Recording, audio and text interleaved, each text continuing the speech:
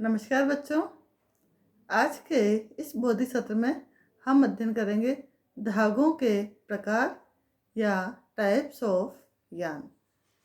धागे मुख्यतः बच्चों दो तरह के होते हैं, साधारण धागे और मिश्रित धागे। साधारण धागे जैसा कि नाम से प्रतीत होता है, ये एकदम सिंपल धागे होते हैं, यानी इसमें केवल एक ही प्रकृति के धागे होते हैं। जैसे कॉटन है तो सिर्फ कॉटन ही होगा, इसमें दूसरा किसी भी तरह का धागा मिक्स नहीं होगा। सेकंड, इसमें इम्पोर्टेंट बात है कि ऊपर से नीचे तक इसमें ऐंठन एक ही दिशा में होती है, यानी एस ट्विस्ट है तो पूरे में एस ट्विस्ट ही होगी, या जेड है तो ऊपर से नीचे तक जेड ट्विस्ट ही होगी। थर्ड, इसमें ये इम्पोर्टेंट बात है, ट्विस्ट की संख्या प्रति इंच सेम होती है, यानी ऊपर से नीचे तक इसमें ट्विस्ट की संख्या हमेशा सेम रहती है और एक ही दिशा में होती है, इसलिए इनको साधारण धागे कहते हैं। अब ये साधारण धागे भी कई तरह के होते हैं। फर्स्ट है इकहरा धागा या सिंगल यार्न। सिंगल यार्न का मतलब है जिसमें केवल एक ही रेशे को काटकर बटकर ऐंठन देकर धागा बनाया जाए। इसमें ऐंठन दे भी सकते हैं या बिना ऐंठन के भी छोड़ा जा सकता है, तो ये कहलाता है इकहरा धागा या एक रेशीय धागा। मानवकृत कृत्रिम रेशा बिल्कुल महीन, पतला एवं लंबा रेशा एक रेशीय धागा कहलाता है। इसमें ऐंठन एक ही दिशा में दी जाती है, परंतु सबसे बड़ी इसमें कमी है कि इसकी मजबूती अपेक्षाकृत कम होती है, क्योंकि सिंगल धागा होता है इसलिए इसकी मजबूती कम होती है। जैसे इकहरे धागे का एग्जाम्पल ये रहा, सिर्फ ये एक धागा, इसको हम कहेंगे सिंगल यार्न। सेकंड हम पढ़ेंगे दोहरा धागा, ये इसको हम कह सकते हैं प्लाई यार्न या इसको हम कहते हैं डबल यार्न। जब दो सिंगल यार्न को मिलाकर यार्न बनाया जाए तो वो कहलाएगा दोहरा धागा, यानी जब दो सिंगल यार्न को ऐंठन देकर जोड़ें और तो वो कहलाएगा दोहरा धागा।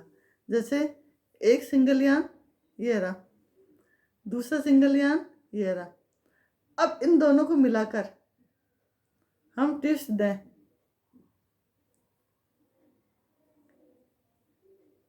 तो ये कहलाएगा डबल यार्न। ये इसके में चूंकि दो सिंगल यार्न है इसलिए इसको हम टू प्लाई यार्न भी कह सकते हैं।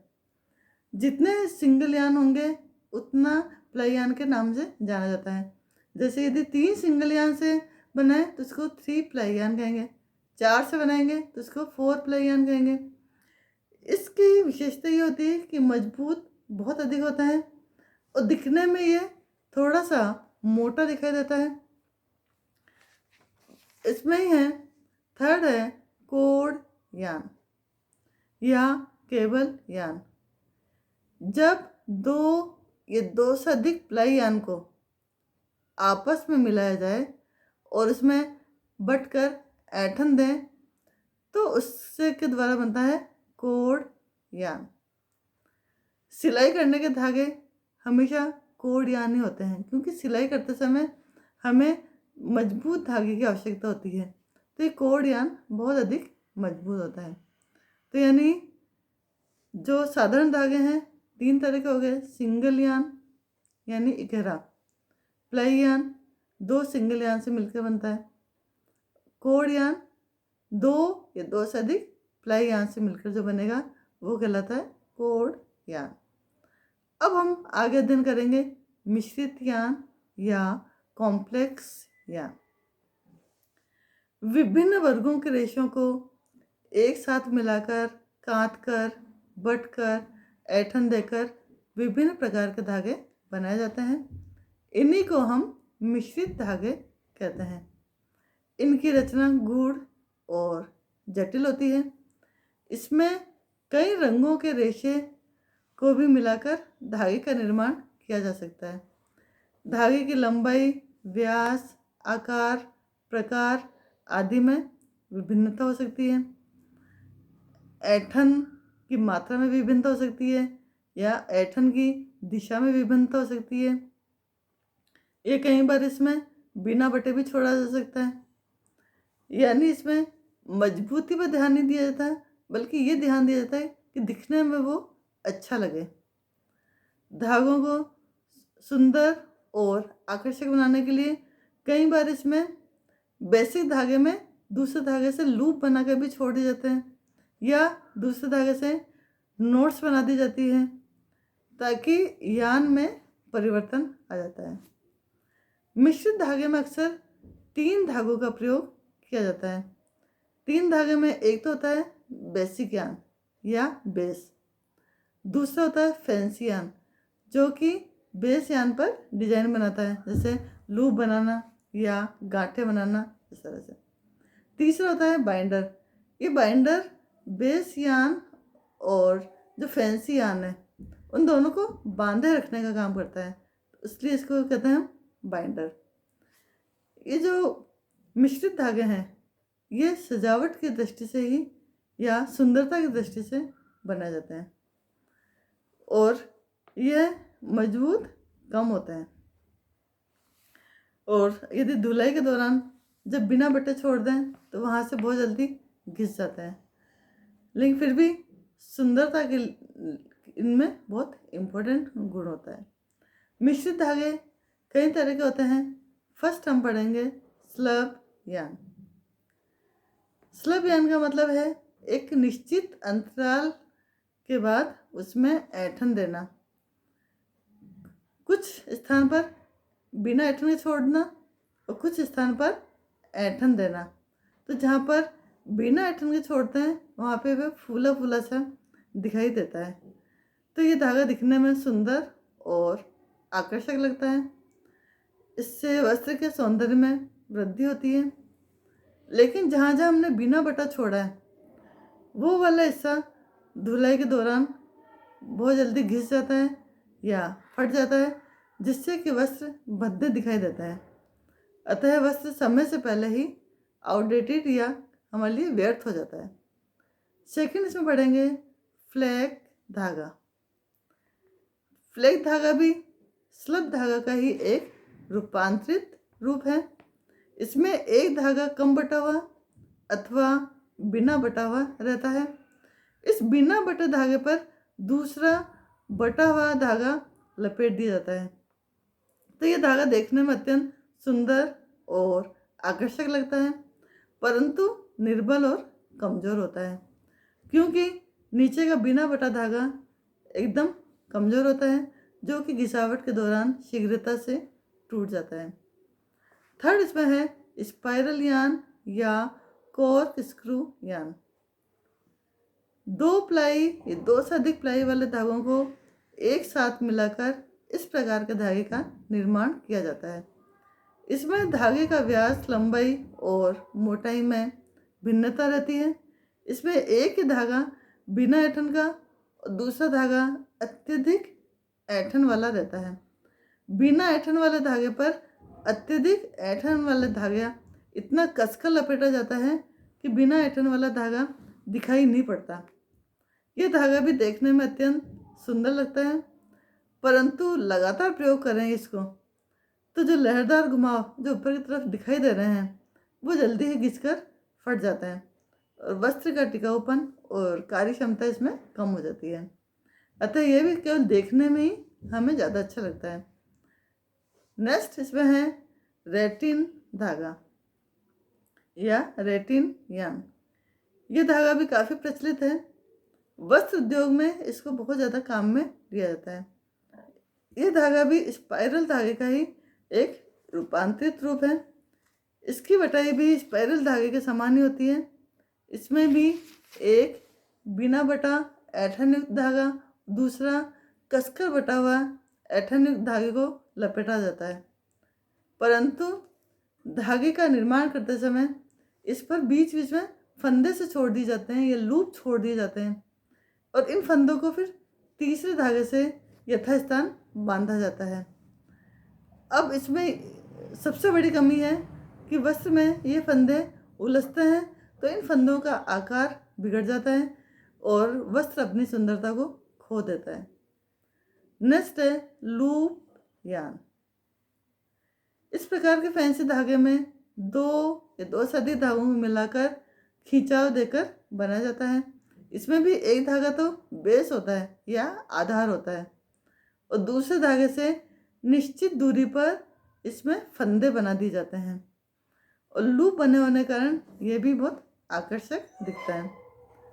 नेक्स्ट है गांठ वाला या धब्बे वाला धागा। इस प्रकार के धागे में दो धागों का प्रयोग किया जाता है। एक धागा आधार का काम करता है और दूसरे धागे को पहले धागे पर एक निश्चित अंतराल पर एक स्थान पर कंटिन्यू लपेटते जाते हैं। जब कंटिन्यू लपेटते हैं तो वहाँ पे गांठ के जैसा बन जाता है और इसीलिए इसका हम गांठ वाला धागा कहते हैं।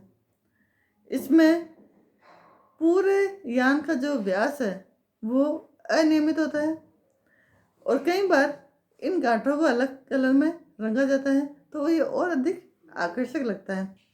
फिर इसमें तीसरा धागा या बंधक या बाइंडर काम में लेते हैं जो कि उन दोनों धागों को अपने स्थान पर रखे। नेक्स्ट है ग्रेंडल यान। जब दो या दो से अधिक रंगों के धागे को एक साथ मिलाकर बटकर ऐंठन देकर धागा बनाया जाए, यानी दो धागे होंगे लेकिन दोनों अलग अलग कलर के होते हैं और इनको मिलाकर ऐंठन दें, जो धागा बनेगा वो कहलाएगा ग्रेंडल धागा। नेक्स्ट इसमें है स्ट्रेच यान। स्ट्रेच धागे कृत्रिम विधि से बनाए जाते हैं। इन धागों में विशेषता होती है कि ये धागे बहुत इलास्टिक के जैसे खिंच जाते हैं और जैसे ही छोड़ें तो वह पहले वाली अवस्था में या पूर्व अवस्था में आ जाते हैं।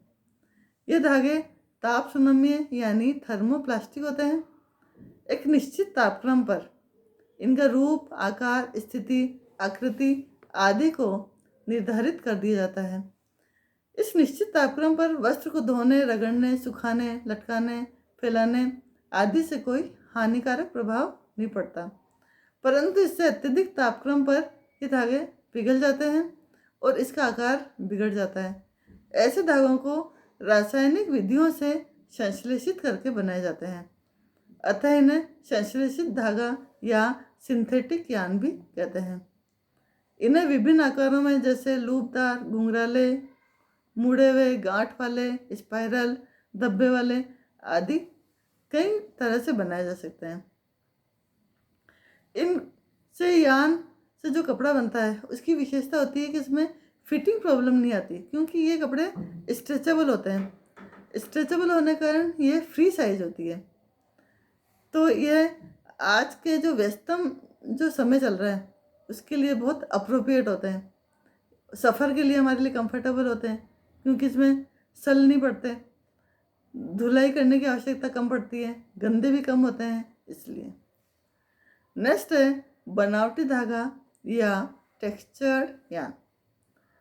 बनावटी धागा या टेक्सचर्ड यान स्ट्रेच धागे का ही एक उन्नत और संशोधित रूप है। इसमें उत्तम गुणात्मकता लाई जाती है जो कि साधारण फिलामेंट यान में नहीं होती। यह प्राय नायलॉन के धागे से बनाया जाता है। नायलॉन के धागे ताप सुनम्य होते हैं। ये रेशम के समान चमकदार, सुंदर, बारीक और स्पर्श में चिकने और मुलायम होते हैं, परंतु अन्य उपयोगी गुणों में ये रेशम से भी अधिक श्रेष्ठ और बेहतर होते हैं। इनमें प्रत्यास्था, लचीलापन, मजबूती, प्रतिस्कंता आदि का अनोखा गुण विद्यमान रहता है। हीट सेट की क्षमता, देखभाल, सफाई धुलाई अत्यंत सरल होती है। इसकी कार्य क्षमता अद्वितीय होती है, परंतु इनमें आरामदायकता और अवशोषकता का अभाव पाया जाता है। इनमें इसीलिए टेक्सचर धागा बनाकर इसकी गुणात्मकता में वृद्धि की जाती है ताकि अत्यधिक आरामदायक हो सके। इसकी अवशोषकता को बढ़ाने का प्रयास किया जाता है जिससे रेशों के बीच में हवा के लिए पर्याप्त स्थान होता है, जिसके कारण ये शरीर से चिपकते नहीं हैं। शिकन अवरोधकता, गुठली न बनना, आकारधारिता, समरूपता, घिसावट, अवरोधकता आदि के गुण वस्त्र में स्वतः ही आ जाते हैं। ये वस्त्र धुलाई के पश्चात बहुत जल्दी सूख जाते हैं और मुलायम होते हैं और कुछ कुछ गर्म भी होते हैं। इसलिए ये हमारे लिए बहुत अधिक कंफर्टेबल या आरामदायक होते हैं।